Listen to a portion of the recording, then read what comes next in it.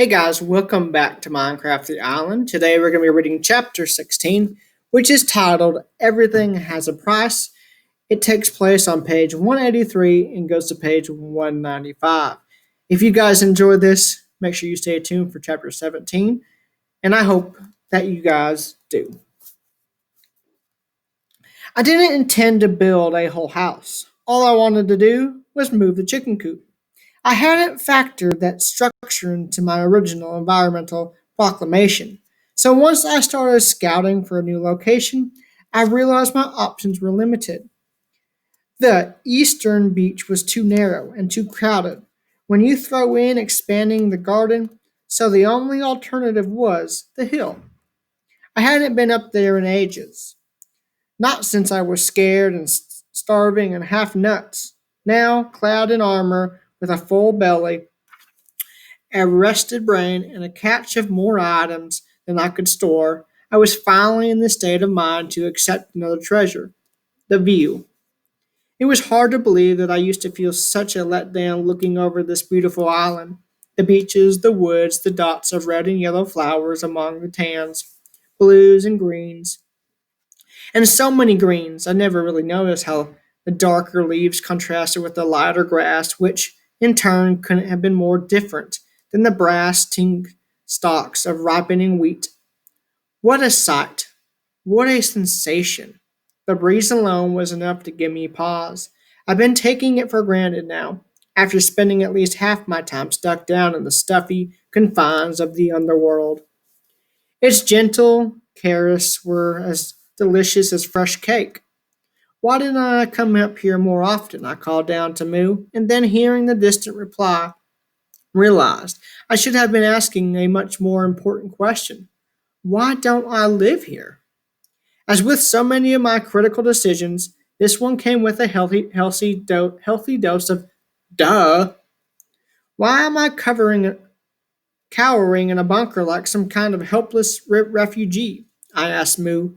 Mobs don't attack me indoors. Well, zombies do, but they only attack the doors, no matter if they're in a bunker or a house. House. I tingled at the idea. A proper home above ground. Civilized. Normal. New priority. I proclaimed to the animals and got right back to work mapping on the foundation. Construction took a full 4 weeks, which included acquiring all the necessary materials. At first, I considered stone. All that mining had filled several chests with it. The problem was that I'd have enough of the nicer speckled white and pink rocks for a whole house. And the dull, drab cobblestone was, well, duh, and drab. Dull and drab. I wanted a bright, cheery feeling that wouldn't remind me of living under the ground. And so I settled on birchwood, 2 whole forests worth. I've chopped down every single tree on the island, replanted saplings in the exact same spots, chopped them down again, and then replanted again. I hadn't forgotten to restore the land to its natural state. Constantly replanting saplings brought up the guilty memories of causing the extinction of oak trees. So easy. I reminded my friends halfway through my second replanting. If I had been as careful with oaks as I am with birch trees, I could have just lived on apples. It was rainy. Whose ba gave me an answer. Good point, kiddo, I said, planting another seedling. If I'd preserved the oaks, I wouldn't have needed to make new tools and new discoveries. Heck, you probably wouldn't even be here. It was a profound truth that I'd come back to many times, that problems force progress. No, I'm not saying it wasn't a mistake. I quickly qualified to move. But mistakes can be a pretty good teacher, maybe the best. When I finished my second replanting, I had enough birchwood for the primary structure, and it was quite a structure 12 blocks long, 12 wide, 12 high, and divided up into 4 stories. The first story was nothing but a grand entryway built right over the former site of my help sign. Double doors open onto a spacious room ringed by glass windows and lit by overhead lava. No joke. 4 blocks of molten encased in glass. The idea had sprung from the original reason I thought to build a house, the chicken coop. I still had to figure out where to move my flock, and with the hilltop gone, I was plumb out of ideas. What am I supposed to do? I asked Moo, wishing I could scratch my head, make more island.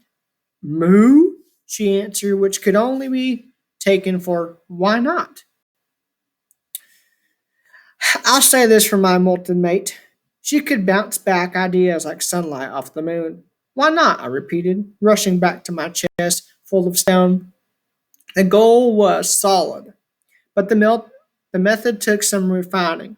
Initially, I tried placing one block at a time, diving down to the southern slope of the hill.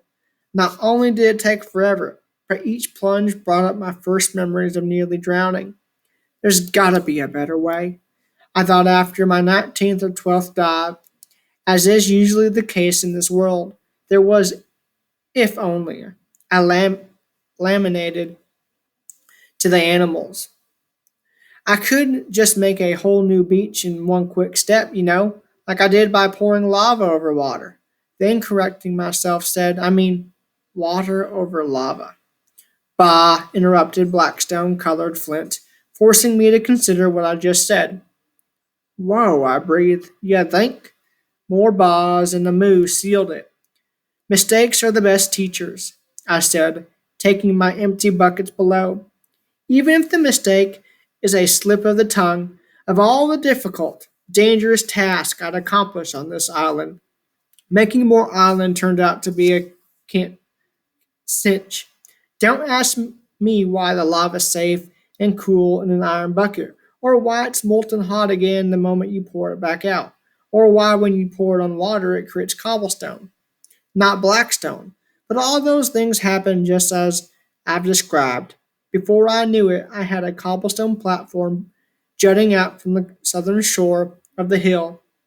Not only was it big enough for a new coop, the fact that I could safely scoop the lava back up gave me another idea. 3 buckets later, I had my entryway lighting, which, by the way, illuminated a ground level floor of blackstone.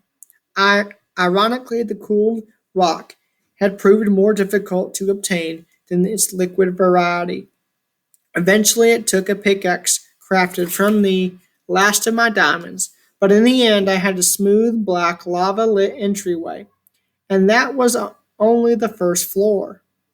One story up was my wraparound kitchen, a furnace in each corner, with chests and crafting tables lining every wall. I learned that wooden slabs, the same kind that made my upper floors and ceilings, could also be used as shelves. I made 8 shelves in total, 2 for each wall. I pictured how each would look with scrumptious, ever fresh cakes on them, which would be infinitely more civilized than eating them off the floor. The third floor was my grand bedroom. A double bed looked out across the carpeted floor. That's right, carpet.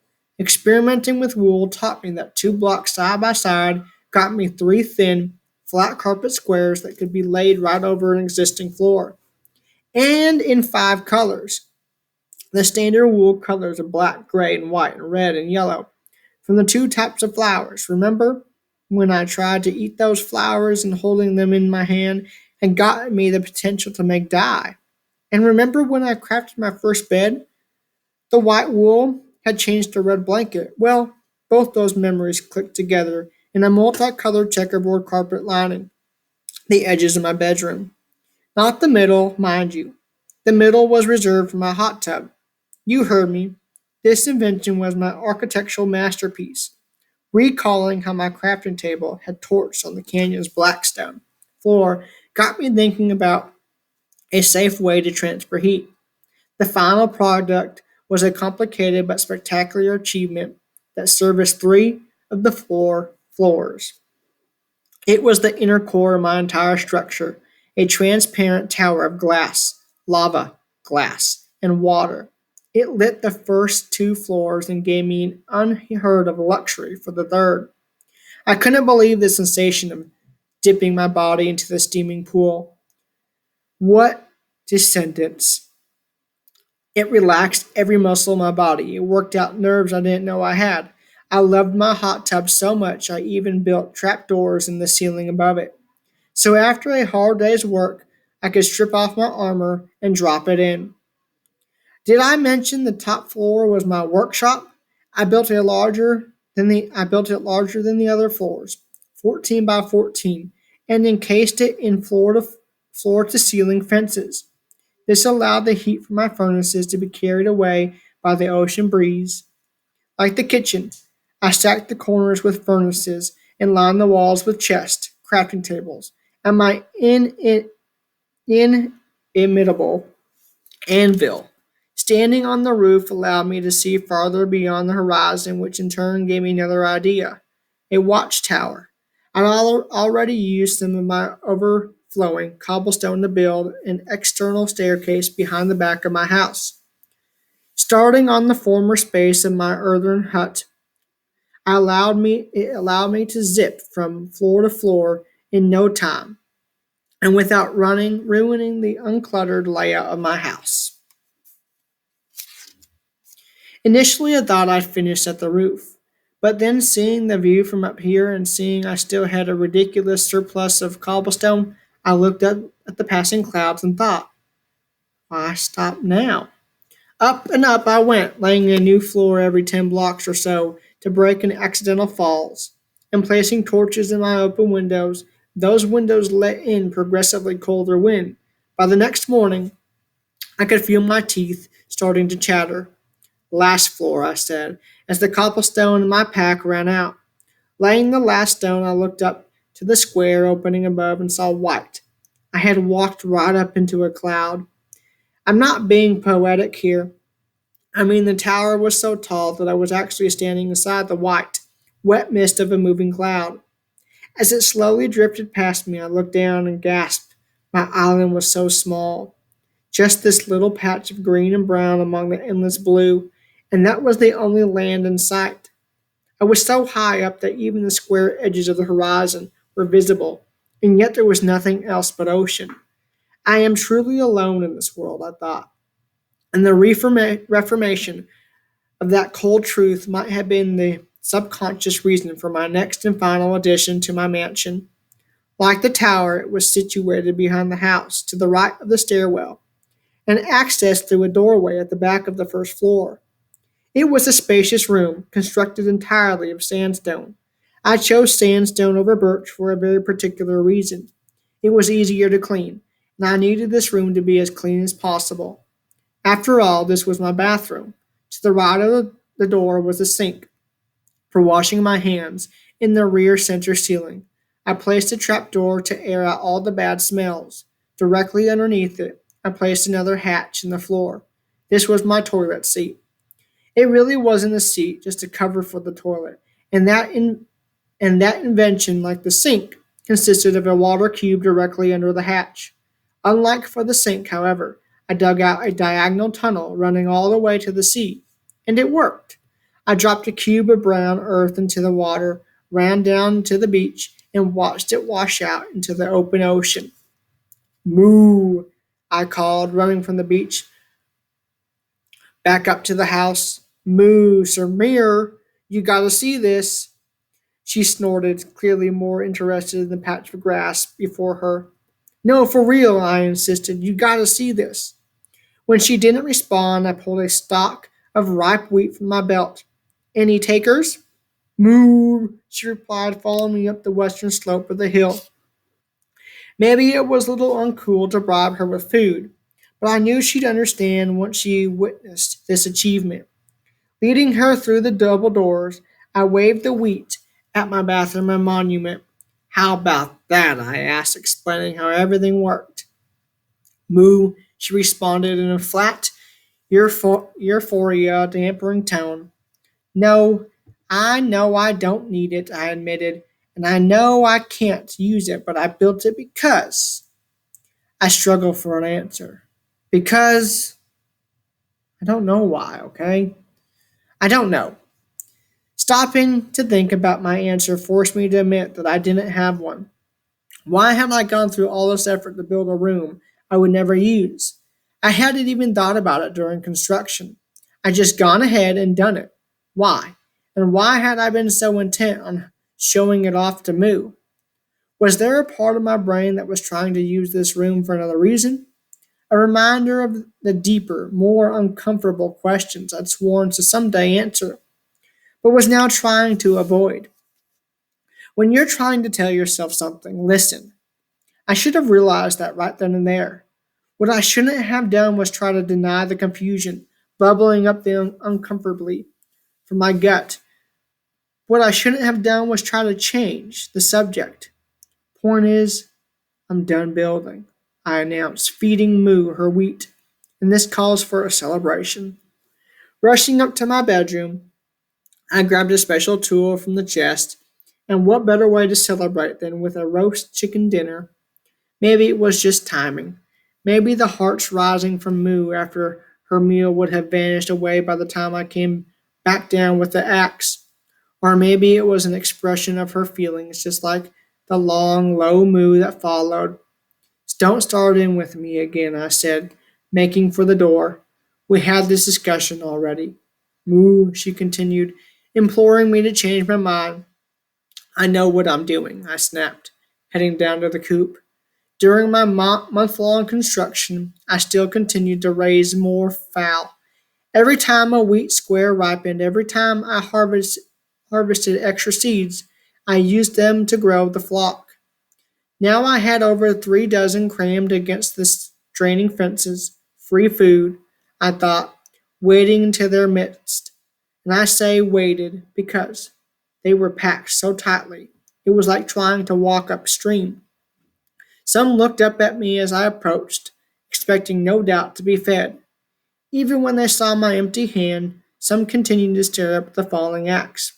They didn't run, they didn't fear. They just stood there, looking around, looking at each other, or continuing to look up at me as the iron cleaver chopped their squawking lives into loose feathers and plump pink carcasses. I'll never forget those eyes, so small, so trusting. I'll never forget those high-pitched squawks. There was no blood, one more quirk of this crazy world. I knew there should have been, though, remembering some buried metaphor about it being on my hands. Finally, I was left with 3 baby chicks looking up at my notched blade. Free food, I sighed, then brought the axe down for the last time on the pen's gate. Go on, I told the hatchlings. You're free. The chicks wouldn't budge. Go on, I yelled. Go, get out of here. Then only meandered in small, lazy circles, as if the mass slaughter of their community had no effect on them. Okay, fine, I barked, raising my weapon again. I chopped up the rest of the fence until there was nothing left but the cobblestone base. Only then did they casually peck over to the beach. They cooked meat. The cooked meat was soft and savory, and it made me sick to my stomach. So this is what guilt tastes like, I thought between bites. After dinner, I walked down the dusk-lit hill to my friends. At least I hoped they were still my friends. What would they think of me after they'd seen? Was it even half as bad as what I thought of myself? I chose to make new lives, and I chose to take them away. I said, my eyes fixed on the setting sun. I didn't have to. I wanted to. I chose. At that moment, Moo looked slightly up at me. Did you learn? I did, I said, refusing to meet her gaze. I learned that nothing is free. Everything has a price, especially if that price is your conscience. Satisfied, Moo looked away. Make no mistake, I continued. I'm going to cook and eat every last one of them. The only thing worse than taking their lives is wasting them. And unless I'm someday pushed to the brink of starvation with no other choices left, I swear, I'll never raise my hand against their life. That doesn't threaten mine. And at that moment, Moo shuffled just a little bit closer to me, offering a forgiveness I didn't feel that I deserved. That wraps up chapter 16. I hope that you guys enjoyed, and if you did, stay tuned for chapter 17. Until then, I will see you guys next time.